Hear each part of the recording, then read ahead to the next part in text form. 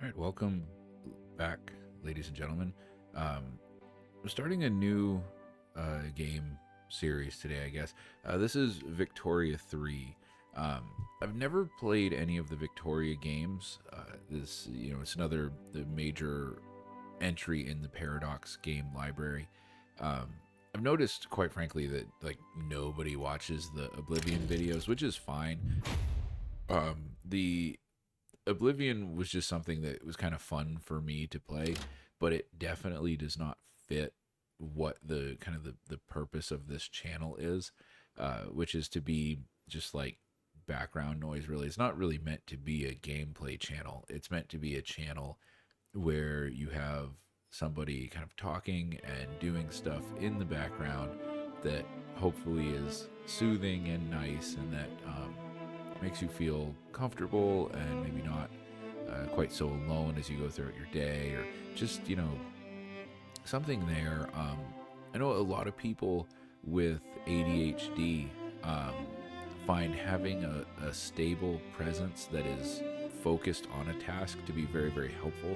I think it's called mirroring or something like that. Um, so that's what kind of this channel is about. Is about being something there for you to help keep you going, kind of through your everyday life. And the Oblivion videos, I get it, right? They're not really that. They're definitely not tranquil. Um, they're a little more chaotic, a little more loud. Um, so I'm gonna not do those videos anymore, and I want to do this. This is Victoria 3. I've never played any of the Victoria games. This is my very first foray into Victoria. Um, it's part of Paradox. Kind of does things in stages. So like you have Imperator Rome, which I've played a little bit, but not very much. Quite frankly, that's an era of history that really just doesn't interest me. But that's like the ancient times, and then you have Crusader Kings, which is the kind of from the just after the collapse of Rome to the Renaissance. Then you have EU4, which is by far my favorite. Um, which is like Renaissance to this, which is Victoria, when you're into the kind of the Industrial Revolution, post-Napoleonic, um, and going on into about World War One, and then you have, well, I guess it goes through World War One. Then you have Hearts of Iron, which is World War Two to kind of modern day, and then you have Stellaris, which is just way in the future. And I don't mean to just dump on Stellaris all the time, but Stellaris, um, I just find it very boring. I really do. But I think I don't think it's an issue of the game. I think it's that I'm an historian and I want to play on maps of the Earth, right? So I've never played this before. This is my very first foray into Victoria 3. I do own Victoria 2, but I never did get around to playing it. Um, this is being recorded in January of 2026. So at this time, this game is still fairly new. I think I don't know if there's a way to check what DLCs are active. Like in Hearts of Iron 4, you can kind of see all the time. But I think, what is like everything that's available for it right now. But I'm going to be playing through a tutorial, right? I'm just going to be trying to learn how to play this game. It's like all Paradox games. It's a game that you have to invest a lot of time into. EU4, I don't think I started really feeling comfortable until I was several thousand hours in. And I did a lot of starting and stopping there. So again, I've never played this. I'm going to have no idea what I'm doing. These videos are not probably going to be particularly exciting, but I mean, the channel's not supposed to be particularly exciting. And hopefully, if you're new to this, you can watch along and play along with me. According to the internet, Belgium is one of the very best places to do the tutorial, because you can like piggyback off alliances with other major nations and stuff. But we're gonna see. I have no idea what I'm doing here. So this is basic overview, right? So we're Belgium. We're a monarchy. The Industrial Revolution's well underway. Commerce from Vienna. impose some semblance of order on Europe. Unrest is starting to brew among the great powers. It'll be up to you to guide Belgium to glory. Like all Paradox games, there's no way to win. You decide what you're going to do, and you do it, right? So I'm not... Can I move this at all? Sweet, there we go. I'd rather have it up here. I'm not looking to conquer or expand. If we do along the way, hey, you know, great. Maybe we can take over Luxembourg. My goal here is just to learn this game. That's my only goal here. So, focus on economics and politics, constructing a society. Economics, diplomacy, and war are all tools to that end. So be employed with care. Dynamic simulation with many moving parts. All of your actions will have consequences. So, like any other Paradox game, take it slow and learn from your mistakes. Like all Paradox games. Okay, so I'm really bad at using the keys to look around. I always use the mouse, which I have multiple monitors set up, so I should probably get in the habit of using the keys. Scroll wheel to zoom in and out. Wow, that looks awesome.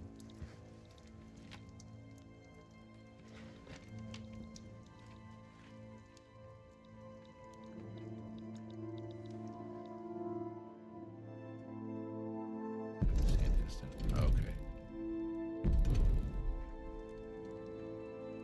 Click anywhere and you can go there instantly. Okay. Cool. Let's go back.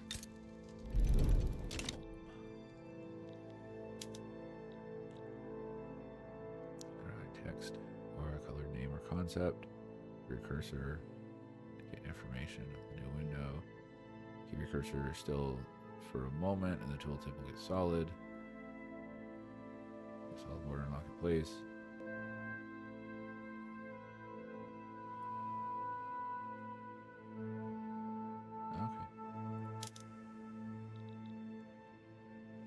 Capacities. 3 capacities measure different aspects of country's power. Mouse over the information. So we have bureaucracy, authority, and influence. I'm guessing these are probably similar to monarch power in EU4. These originate from government buildings, certain laws, and your rank, respectively. You get to decide how to allocate them to further your interests.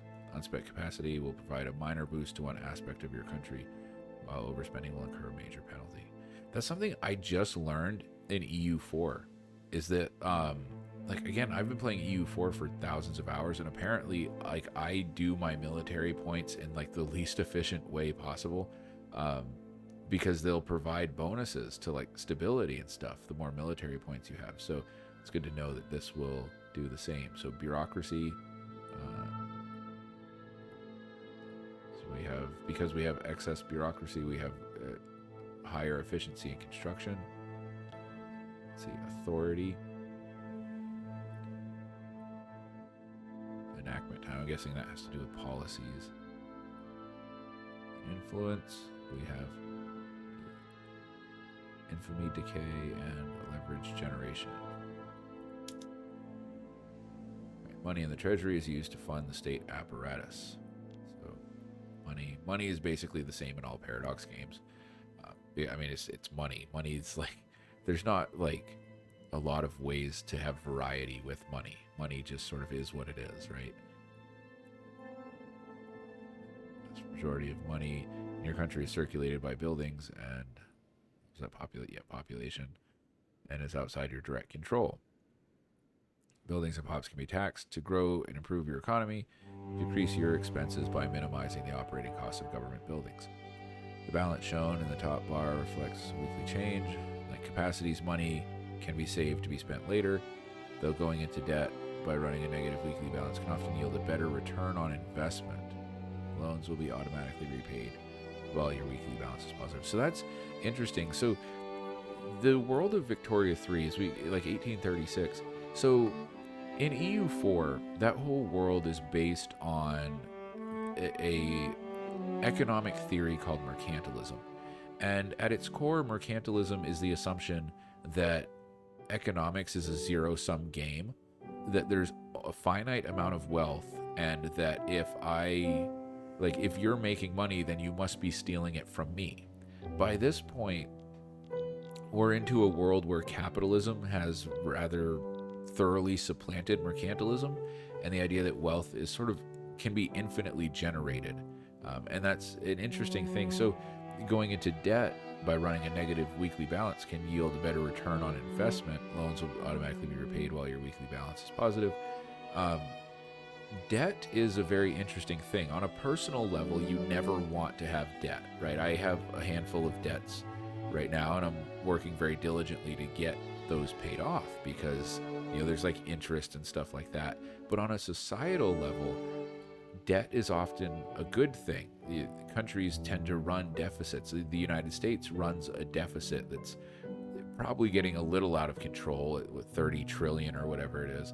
But the point of running a deficit is that you're using that money to do stuff, right? To build up a military or to build up an infrastructure, things like that.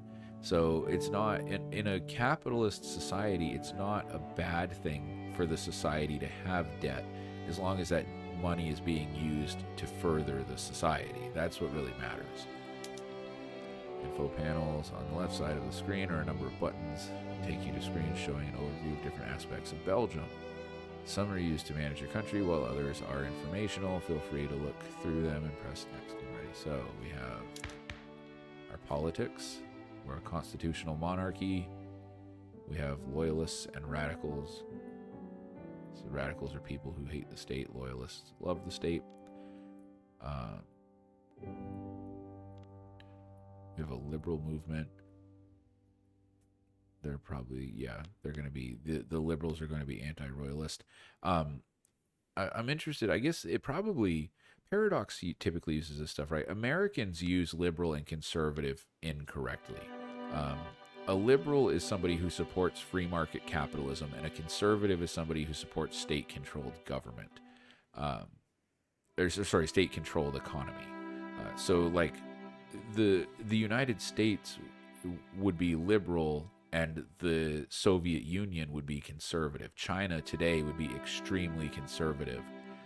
Americans use those terms completely wrong. But here, a liberal movement is going to be probably more anti-monarchist. They're going to want less state control and more open free markets.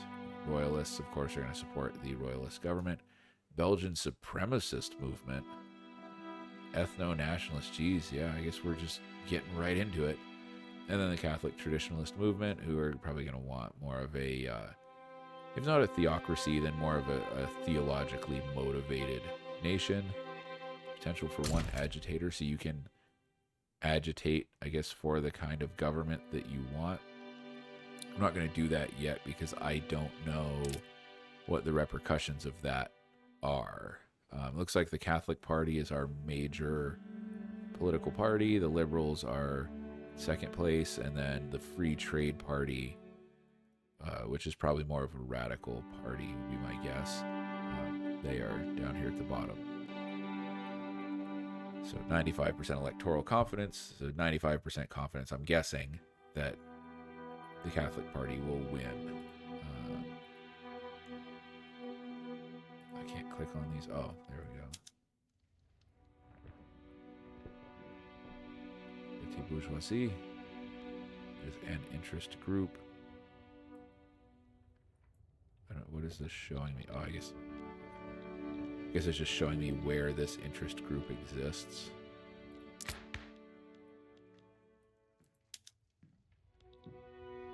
I don't know why I guess I don't understand why it's bringing me out to this map when I click on that, because, like, I mean, the Catholic Church exists everywhere.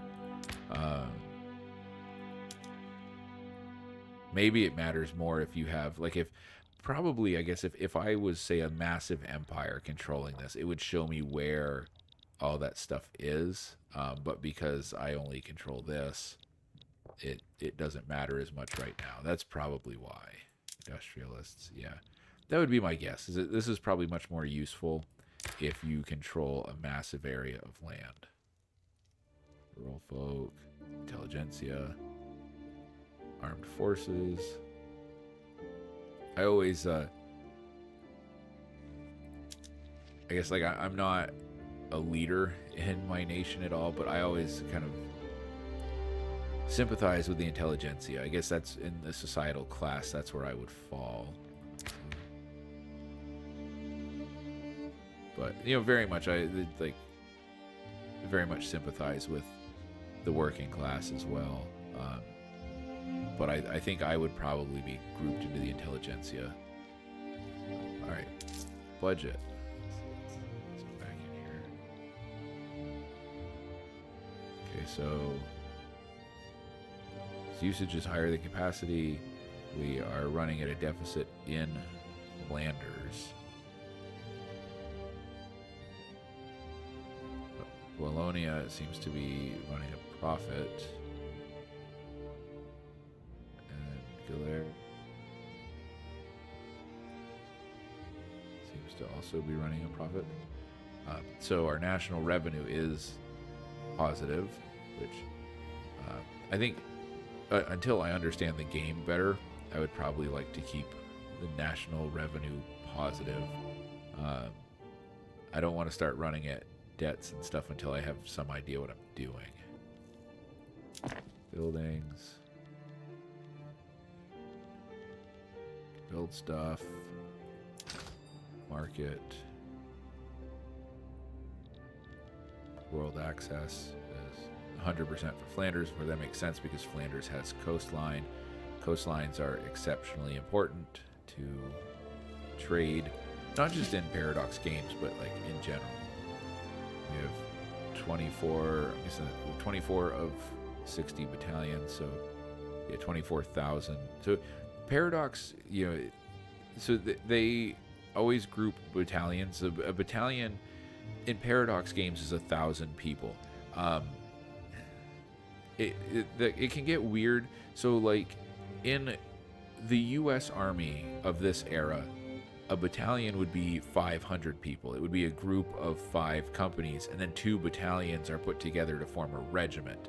But what Americans call a regiment, most of the rest of the world would call a battalion. So Paradox does it kind of the way the world does. So a battalion is going to be about 1,000 guys. So if you have 24 battalions, as you see here, you have 24,000 people. So that's the same in EU4, and here it appears. 100% organization. So organization, I guess, is a thing.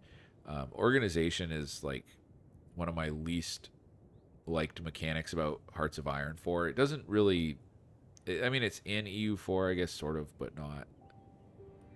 And our morale is really high, so that's good. That's good. I think an EU4 organization would be called discipline. Anywho, so that's our military. We've got 24,000. I mean, that's not nothing.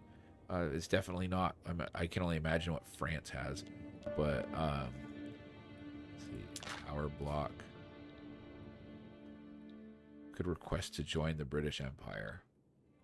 Could request to join the Russian Empire. So the British would like love it if we joined the British Empire. Oh wait.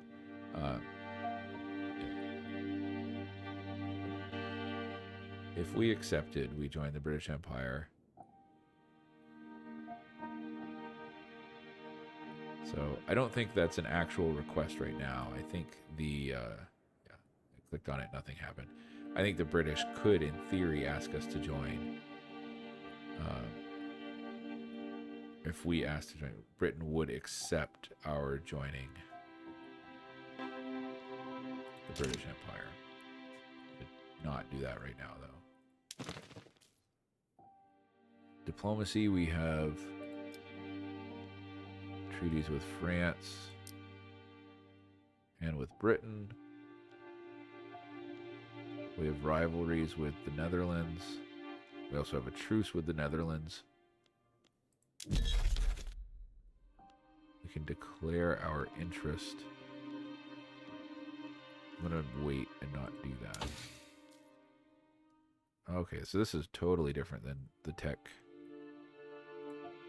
in Hearts of Iron. Or not in Hearts of Iron. This is much more like the how things work in Hearts of Iron. It's nothing like EU4. So the Bessemer process, that's awesome, because that's allows for steel making. This is one of the most important technological developments in human history. Um, so it says technique for mass producing steel from pig iron. So pig iron is kind of a poor quality iron. The idea of steel has been around for eons. People have been making steel forever, but you have to have really high quality iron to do it. The Bessemer process used like acid and stuff to burn impurities out of molten iron to allow for then the creation of steel using cheap pig iron that is very abundant, which makes steel something that can be used for everything. Suddenly there are steel railroad tracks and stuff like that. Steel is an infinitely better metal than iron for most stuff. It's lighter, it's stronger, it can be made in larger like amounts, so you can make like steel railroad tracks that are much longer than iron, and stuff like that. So steel is just, the Bessemer process is one of the most important developments in human history. So I think we're already researching it, I think. Yeah. Let's see. Society. Yeah, honestly, so can we research multiple things at once? Whoops. No, only one. So yeah, Bessemer process. That's better. But it looks like we have different trees here, so we need to be paying attention to what we're researching in all three. Okay. Society.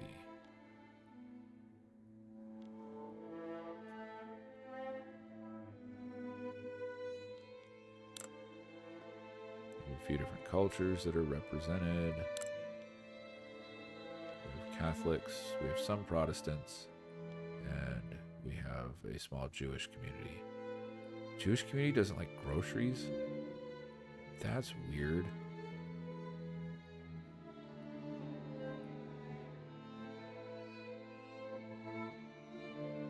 Why? Like, I don't understand why the Belgian Jews eat groceries.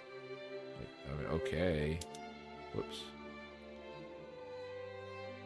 What did I just do? Hopefully I didn't just like... Oh, okay, good. Let's see. So the Catholic Church has no taboos. The Protestant Church has none. The Jewish population just doesn't like groceries for some reason. Okay. We have, our lower class that's by far our most populous. We have the middle class, which is pretty small compared to the lower class, and then we have the upper class, which is tiny. This is how you get revolution. Population 4 million. The average person is impoverished. They live in the lower classes and they're struggling. That's not good.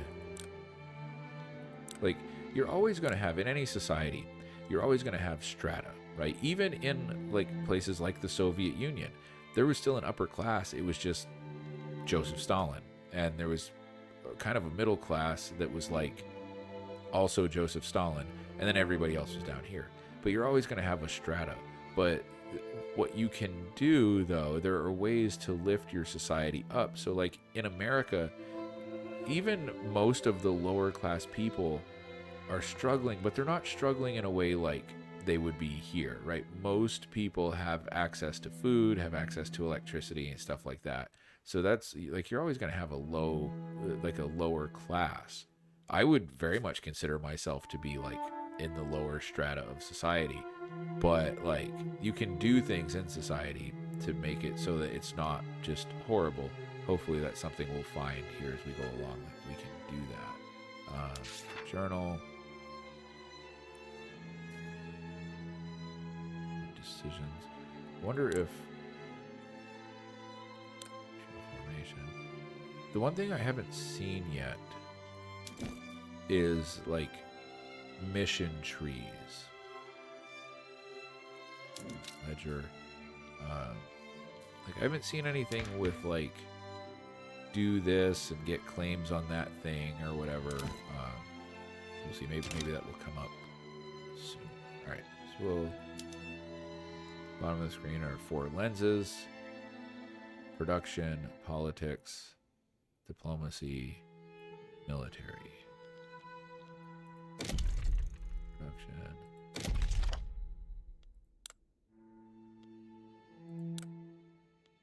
Politics.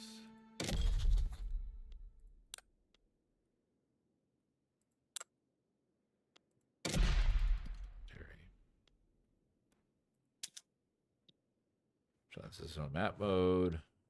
I just sort of I got ahead of myself there.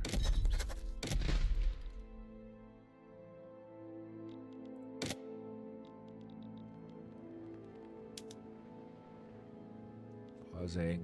It's like any other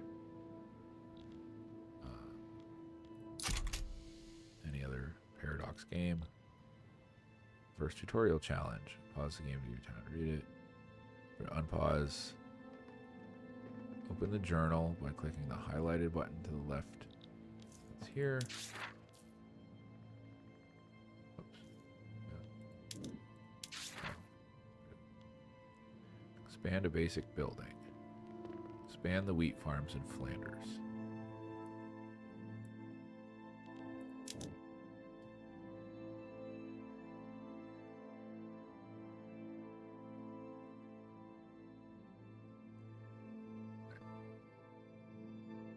So I think I probably know. A safe way of growing your economy is by expanding a basic resource. Basic resource building that creates a staple good like grain. Staples are consumed directly. Buy it from the product building. Okay. So I'm going to click on Ye Olde Flanders. Buildings. Look for the wheat farm. It says look for wheat farms in the Flanders state panel. I don't see wheat farms. Oh, here we go. Process section, we find the buildings, weekly balance. The positive balance means the building is profitable. We see how the profit is allocated.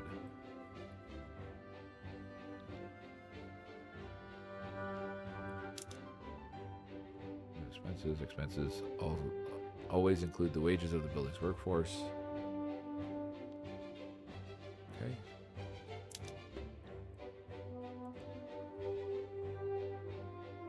Produce grain. Many buildings can produce several types of goods.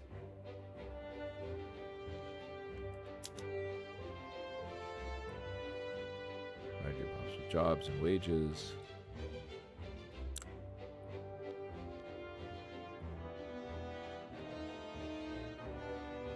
How much you tax is up to you and can be changed in the budget panel.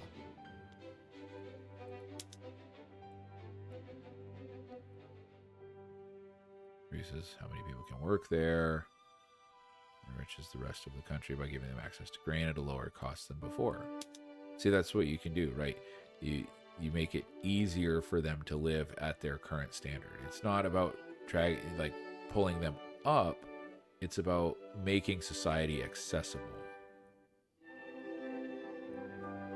There's a cost to expanding a building. Not all buildings are suitable for expansion.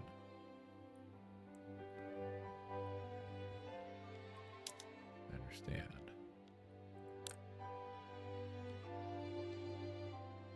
Okay, so how, like it went away, how do I expand it?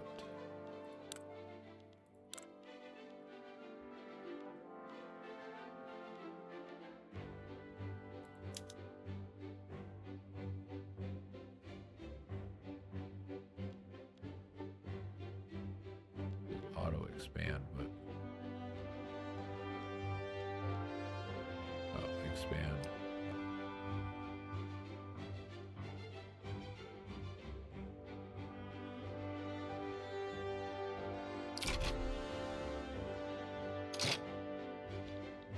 I expanded it.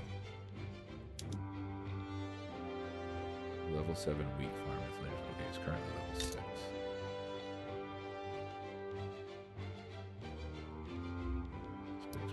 Oh, cool. So we didn't have to go into it. We can just... Oh, whoops. I need to be patient. I didn't have to click it a second time.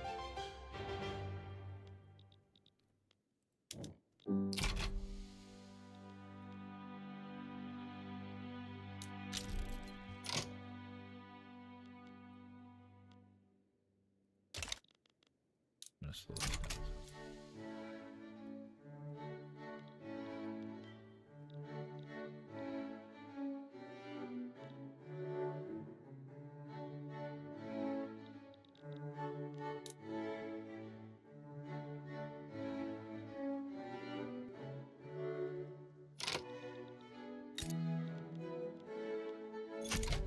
So we have 7 weeks left.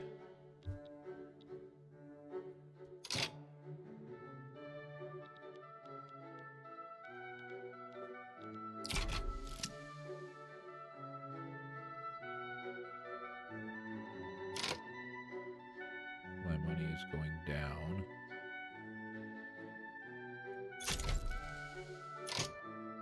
Salman von Rothschild exiled from Austria.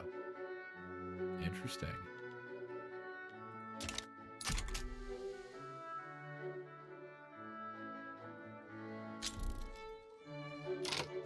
Son Harris exiled from Liberia.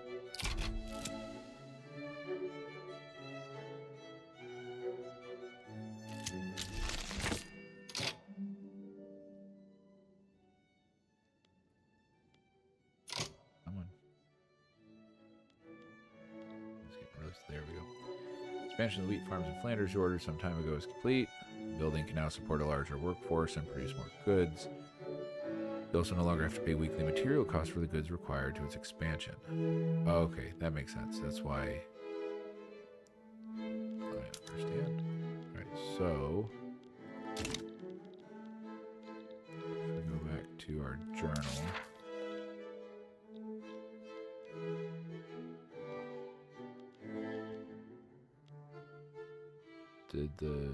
Is there like a...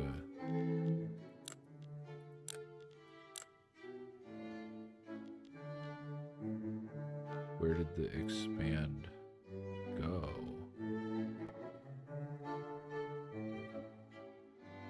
I guess I don't get to like see it afterwards. Patronize romanticism.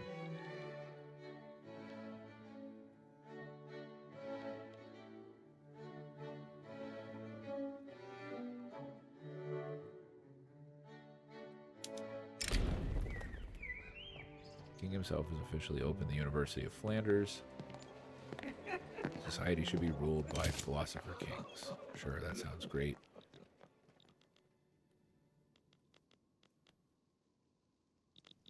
Right.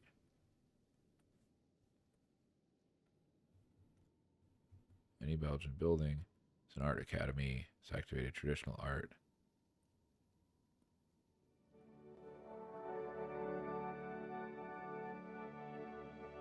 Is this something I can even do?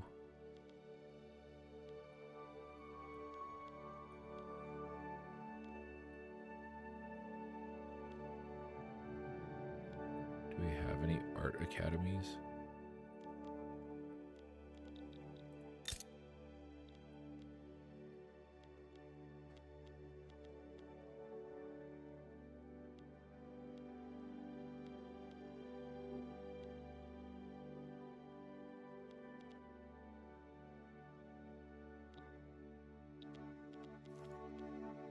University.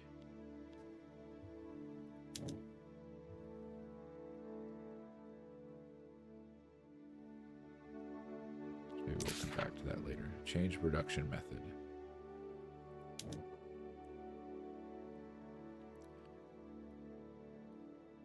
Livestock ranches in Flanders is a building. His earnings could potentially be improved by changing your production method. Recommend that you change relatively safe production methods such as activating fruit or liquor production on a farm or the use of tools on a ranch.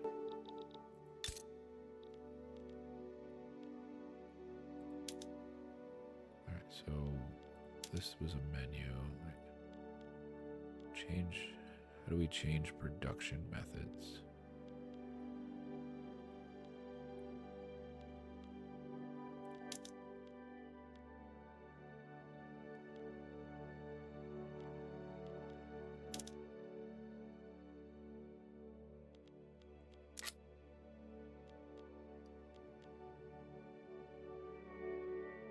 Production.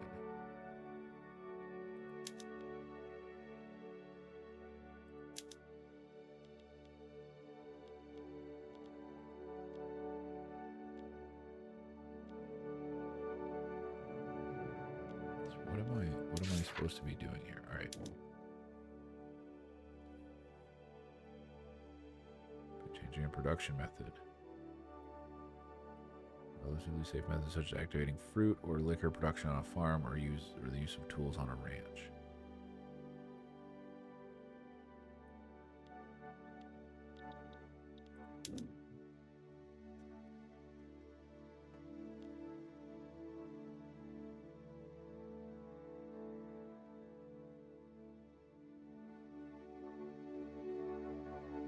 For livestock ranches.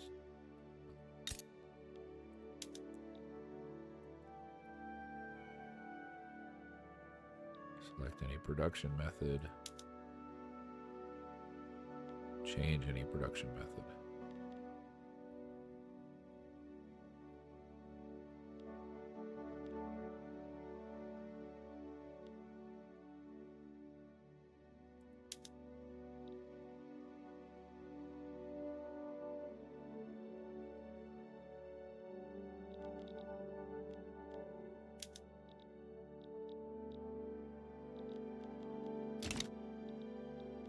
I think that has to be active. Now I want to know why.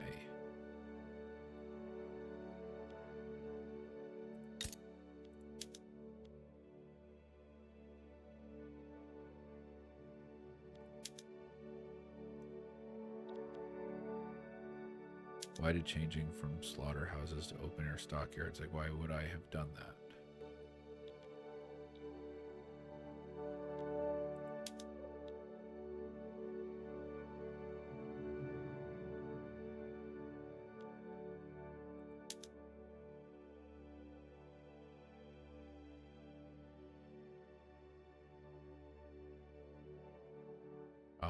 Okay, that makes sense. Upgrading to a more modern production method is not desirable sometimes. It's not desirable, particularly if the market price of its input goods are not very expensive, or even in an input goods shortage. Another reason to not modernize right away is because production methods require professions which your population have poor qualifications for. Might even want to postpone upgrades. So what I did, so slaughterhouses required 5 tools to make 25 meat, whereas, and it looks like, I'm guessing that's and machinists, whereas open air stockyards requires nothing to produce 10 meat, and it doesn't require any of the mechanics that this requires. So this is, for my nation right now, probably more efficient than what this was.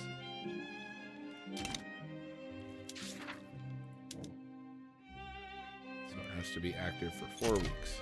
Unpause the game.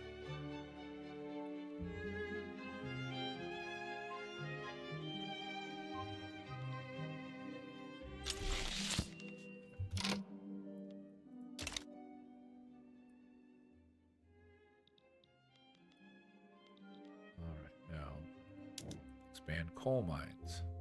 Colonia.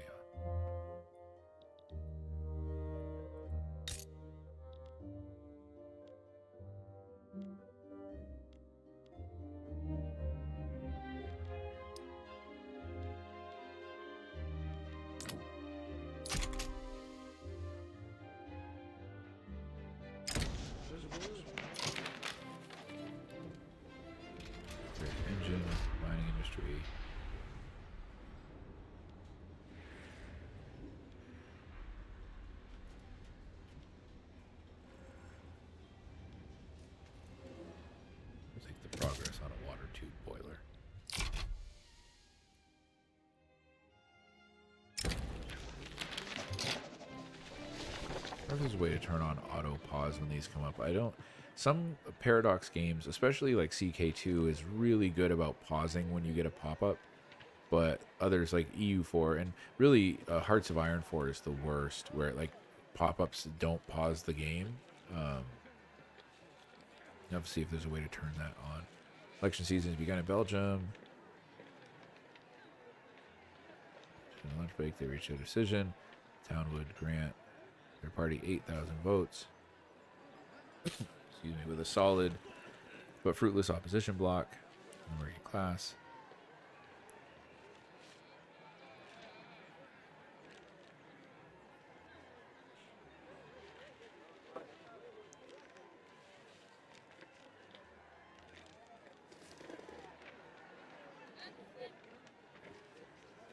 So, I mean, personally, I would agree with this, but I'm thinking from a gameplay perspective, the Catholic Party is like by far the dominant party of the nation. It's like something like 60-something%. So I'm going to go with that just to avoid rocking the boat.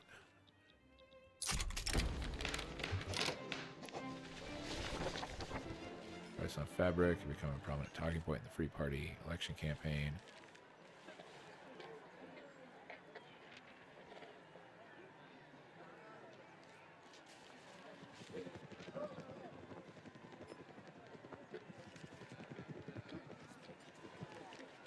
The option we would automatically pick, so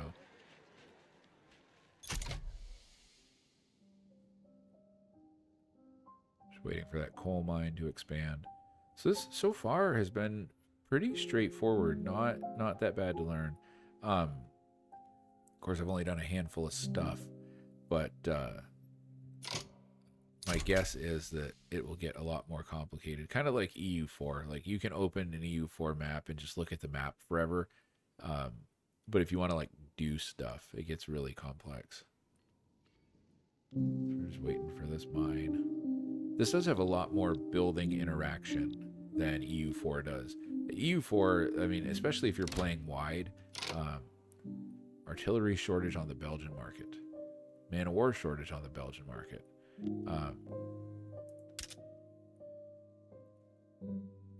Especially if you're playing wide in EU4, you can kind of just ignore buildings. But here, is playing as Belgium, right? This really, you wouldn't be playing Belgium wide. You would be playing Belgium tall. Anyway, at least at first. So, election results are in. Catholic Party, overwhelming majority. So we get a free government reform.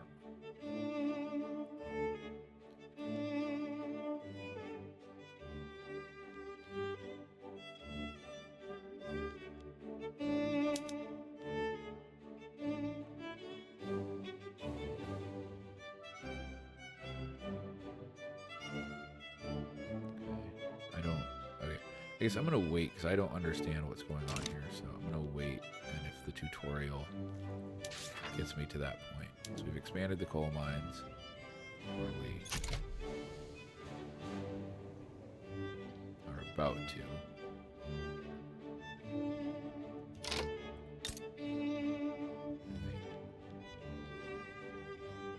130, oh, no, 35 weeks, okay. I thought there was a 1 there.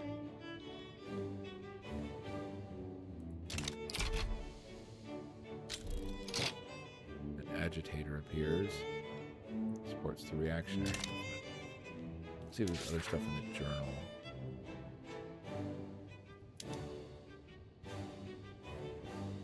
That we can do. It doesn't look like it. Looks like this is just kind of the thing we're doing.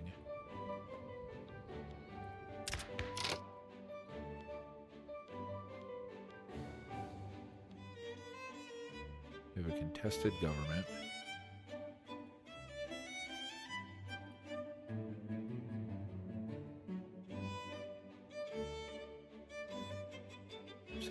Radicals, only about 1.7 thousand loyalists out of, that's out of over 4 million.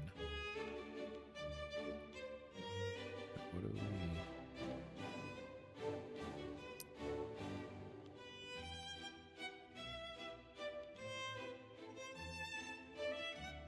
So we're racially segregated. We have elected bureaucrats.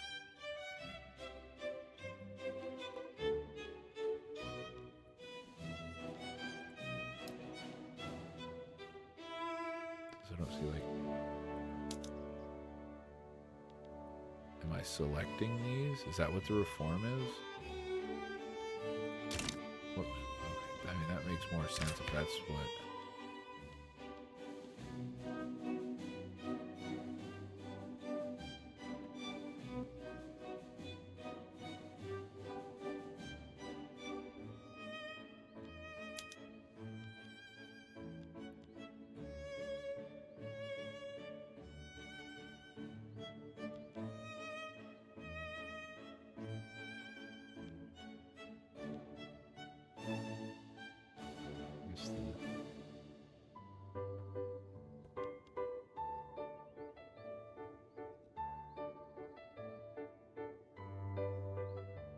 That increases separatism.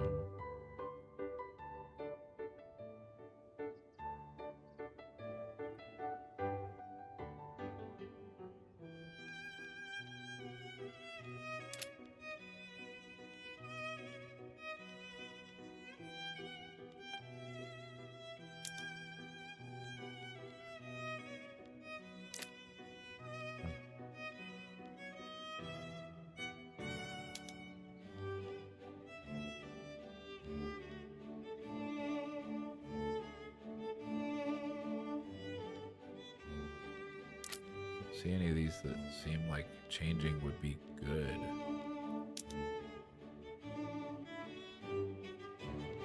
I guess I'm just gonna leave it for now.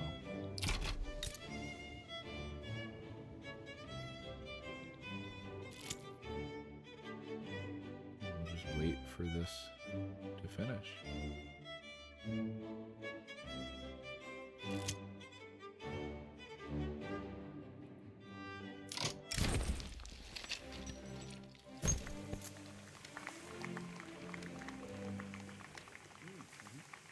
Concerns about government decision clearly favoring the interests of industrialists.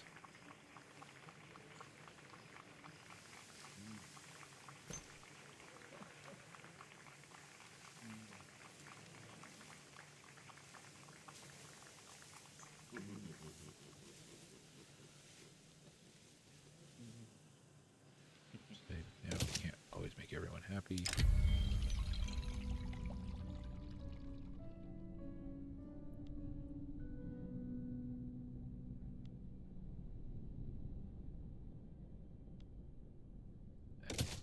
We should have a statue.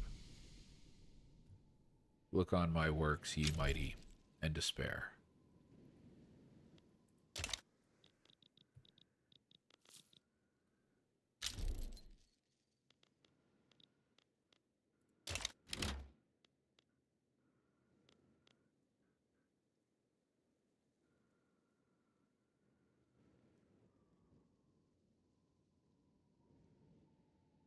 So we're just waiting about 12 more weeks.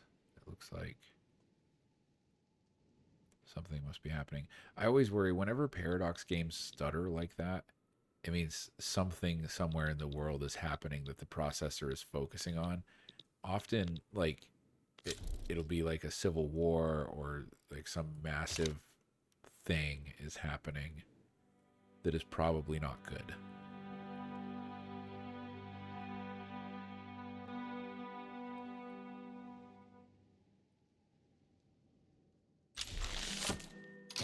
All right, so we expanded the coal mines.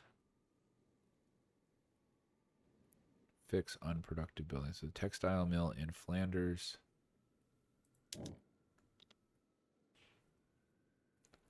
It's not bringing sufficient revenue. Use what you have learned to try and solve this problem.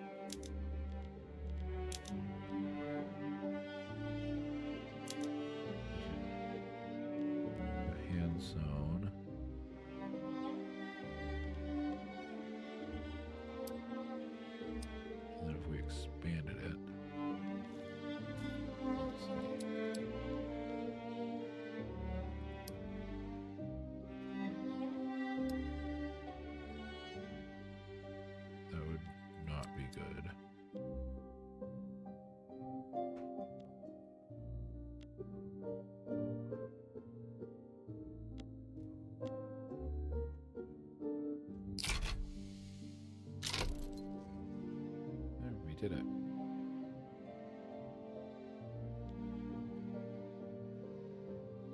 National Awakening in Wallonia.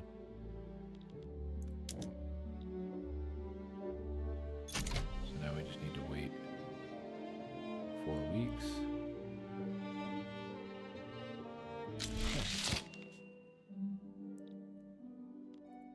I understand. Fixed an unproductive building. So you bolster a political movement.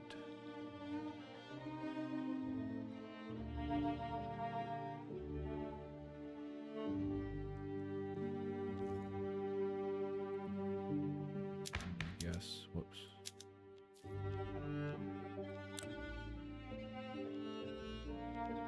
Political movement.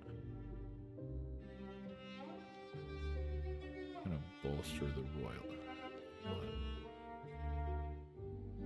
It's not. Alright, so this way I'm gonna bolster the royalist movement. That needs to wait 26 weeks.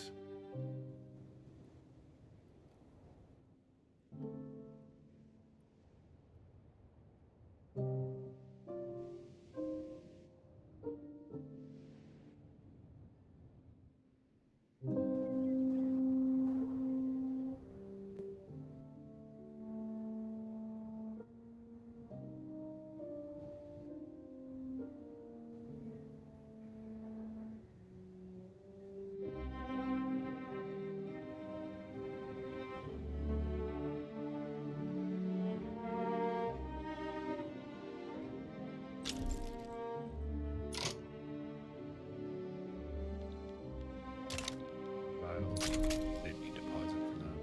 Get exiled. I hope I don't get exiled.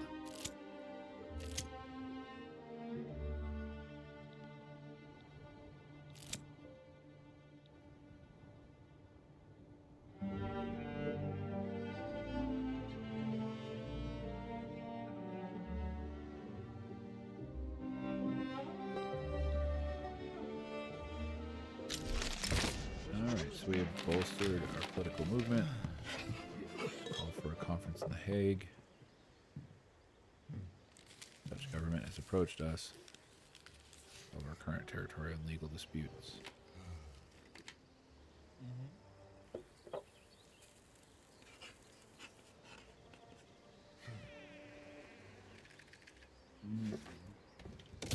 Agree to the London conference.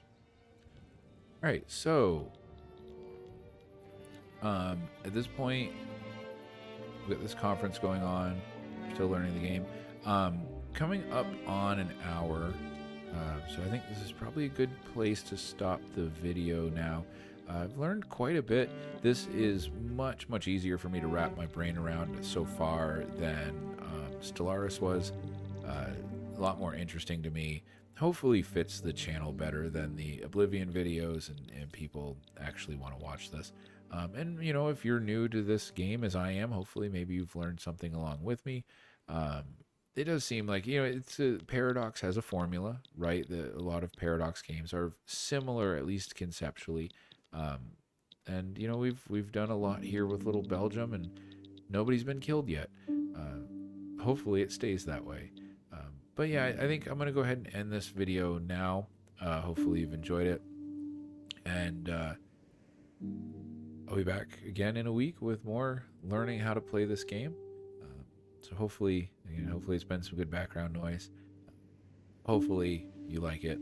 And as always, I will see you when I see you.